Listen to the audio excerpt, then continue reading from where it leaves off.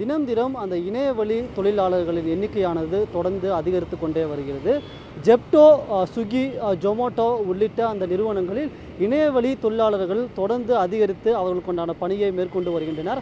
அவர்களுக்கான நலத்திட்டங்களை தமிழ்நாடு அரசு தொடர்ந்து மேற்கொண்டு வருகிறது.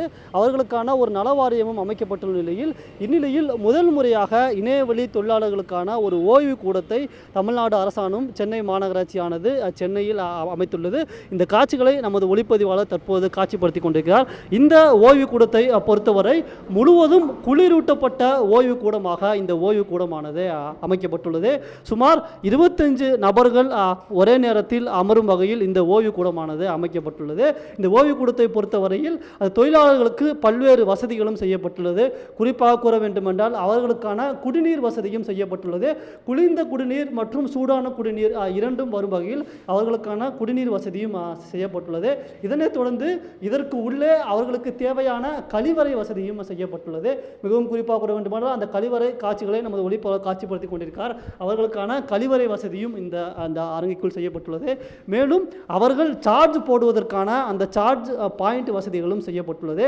இணையவழி தொழிலாளர்களை பொறுத்தவரையில் அவர்கள் 24 மணி நேரமும் மொபைல் ஃபோன் மூலம் பயன்படுத்தி வருவதால் அவர்களுக்கான சார்ஜ் போடும் வசதியும் இந்த இடத்தில் செய்யப்பட்டுள்ளது.